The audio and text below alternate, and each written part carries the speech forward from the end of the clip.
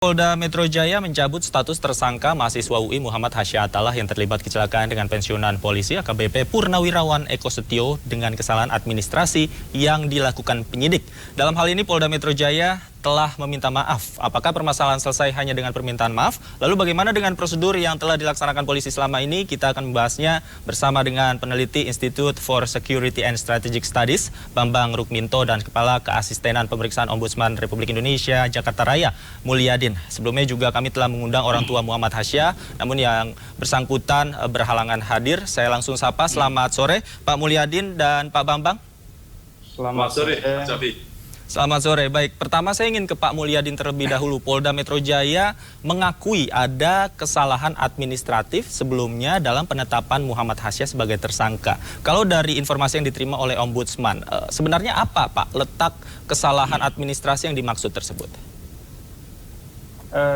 Terima kasih atas informasi dan pengakuan itu. Tetapi pada prinsipnya kami di Ombudsman sampai hari ini laporan itu kan masih diproses di tim verifikasi, tim penerimaan dan verifikasi laporan masyarakat di Ombudsman, di mana laporan itu menyangkut 3 hal.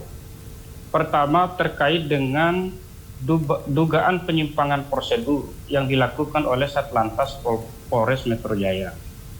Yang kedua, dugaan penyimpangan prosedur yang dilakukan oleh Satlantas Polres Metro Jaya atas penanganan kasus polisi sesuai dengan nomor surat 1497 dan seterusnya. Dan yang ketiga, terkait dengan dugaan permintaan imbalan oleh pihak rumah sakit, dalam hal ini rumah sakit Fatmawati ya. 3 hal ini yang sebenarnya diadukan ke kantor Ombudsman dan itu yang kami terima.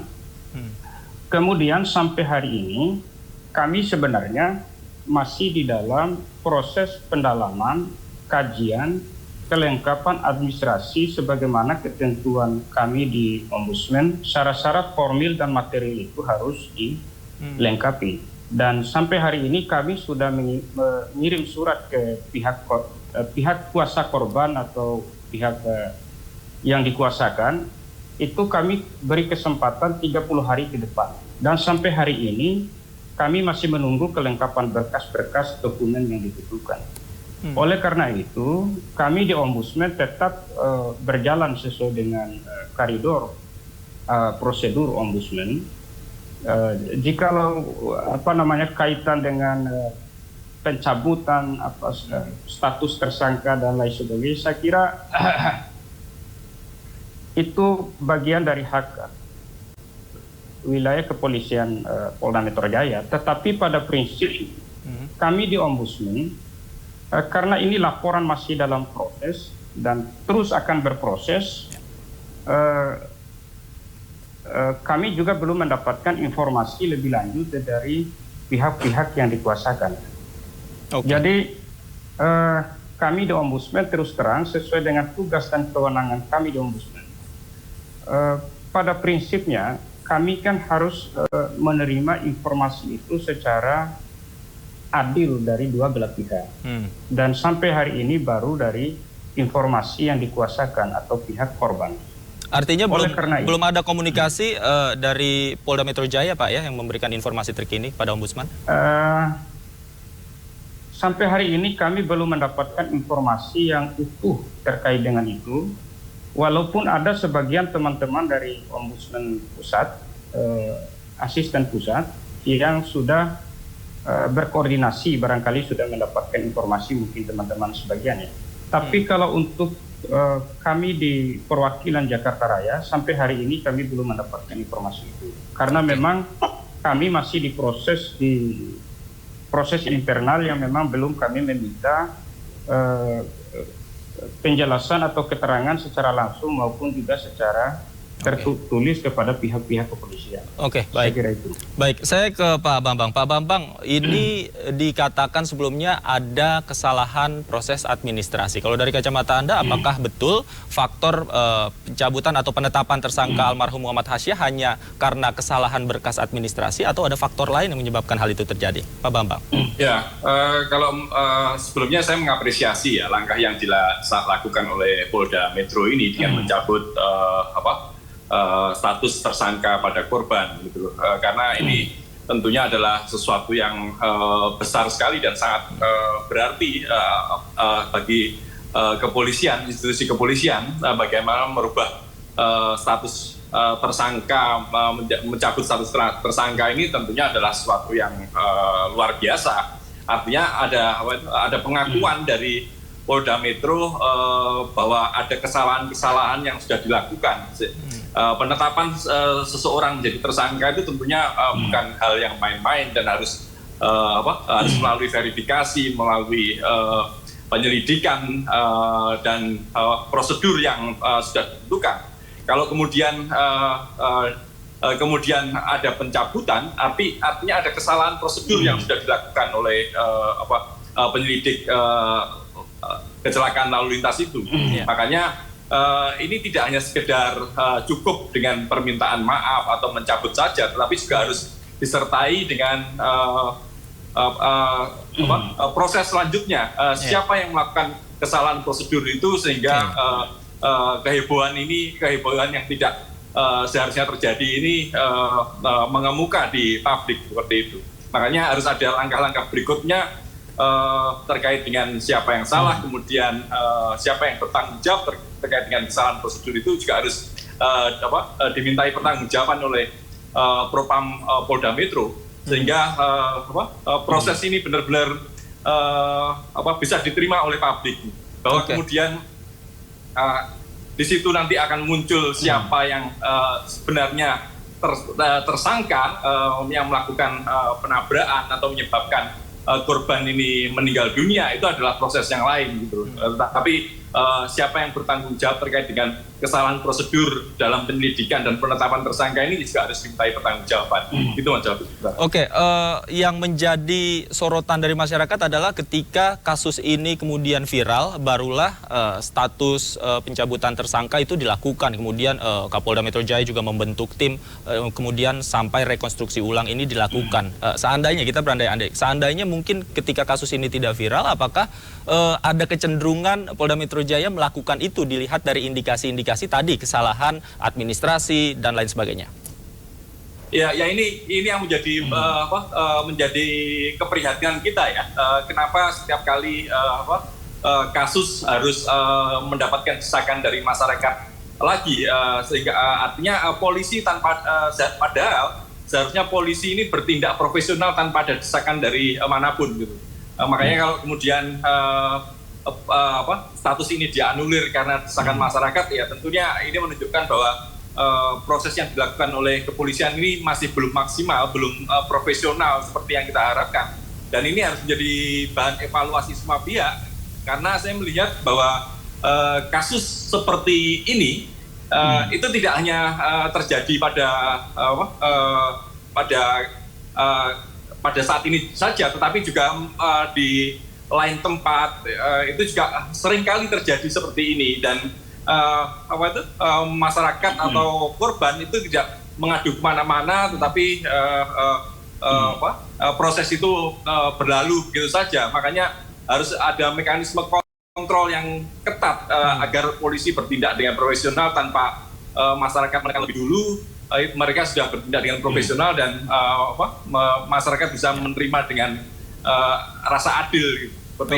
Oke, saya kembali ke Pak Mulyadin. Pak Mulyadin, ketika ada kesalahan administrasi, kemudian kelalaian pelayanan yang dilakukan oleh institusi negara, salah satu yang bisa dilakukan adalah melapor ke Ombudsman. Kalau dari pihak Ombudsman sendiri, apa yang dilakukan oleh pihak keluarga Hasyiah melaporkan dugaan-dugaan pelanggaran yang dilakukan oleh kepolisian. Kemudian tadi Anda juga mengatakan ada 3 laporan yang dilaporkan. Apakah ini sudah sesuai prosedur, Pak Mulyadin?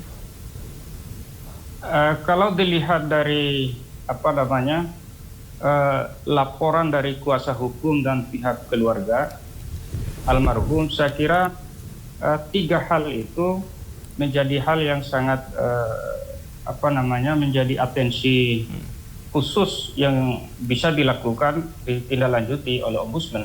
Tapi sekali lagi kami di Ombudsman sebelum melakukan pemeriksaan, permintaan klarifikasi baik secara langsung maupun secara tertulis kepada pihak-pihak terkait, kami harus memulai dari kelengkapan administratif, baik dari segi kelengkapan syarat-syarat formil dan material, termasuk juga dokumen-dokumen pendukung lainnya. Nah, sampai hari ini kami di Ombudsman sudah mengirim surat memberitahukan kepada kuasa hukum untuk melengkapi berkas-berkas yang ada. Jadi kalau sudah lengkap semua berkas yang ada, tentu kami akan menindaklanjuti di dalam tahapan berikutnya, tahapan pemeriksaan kepada instansi yang dilaporkan. Nah, pemeriksaan ini nanti pada akhirnya untuk menemukan ada atau tidak perbuatan maladministrasi di dalam penyelenggaraan pelayanan publik yang dilakukan oleh instansi kepolisian. Oleh karena itu, jika itu misalnya dari hasil pemeriksaan yang pada akhirnya nanti ada laporan akhir hasil pemeriksaan Ombudsman. Jika terbukti pada akhirnya kan ada tindakan korektif di dalam rangka perbaikan penyelenggaraan pelayanan publik. Nah, tindakan korektif ini tentu dalam kerangka perbaikan prosedur pelayanan yang tidak merugikan publik. Saya kira itu. Oke, Pak Mulyadin, seandainya misalnya pihak dari keluarga almarhum Hasya ini mencabut laporannya terhadap Ombudsman atau menarik lagi berkas yang tadi sudah diserahkan, apakah ini memungkinkan untuk dilakukan? Karena mengingat status tersangka dari Hasya juga sudah dicabut oleh pihak kepolisian. Baik, saya kira sampai hari ini kami belum mendapatkan penjelasan resmi dari kuasa hukum maupun pihak keluarga korban. Jika memang dari pihak keluarga maupun kuasa hukum itu menjawab secara resmi dari surat yang disampaikan oleh Ombudsman atau permintaan untuk mencabut laporannya, maka tentu Ombudsman dengan bisa juga mencabut laporan dan dianggap laporannya bisa selesai di situ. Tapi sekali lagi, persoalan ini kan sebenarnya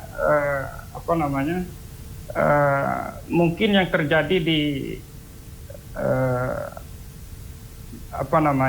di kasus ini akan ya kita harapkan tidak berulang di beberapa tempat lain. Oleh karena itu, terus terang kami di Ombudsman, karena ini menyangkut laporan pertanggungjawaban publik yang sudah masuk di Ombudsman, kami harus segera menuntaskan laporan. Baik. Sepanjang itu belum ada permintaan resmi dari kuasa hukum ya. Baik. Saya ingin kembali ke Pak Bambang. Pak Bambang, ini kan kelalaian bukan yang pertama kali terjadi, khususnya di institusi Polri. Walaupun kita katakanlah ada istilah oknum yang melakukan kelalaian-kelalaian tersebut. Jadi menurut Anda apa yang harus dilakukan jika memang kelalaian maupun itu kesalahan administrasi kah atau prosedur kah ini dilakukan oleh anggota kepolisian? Sebenarnya seperti apa mekanisme yang berjalan ketika hal ini terjadi? Ya, dalam proses penyidikan tentunya ada wasidik ya, pengawas penyidikan gitu.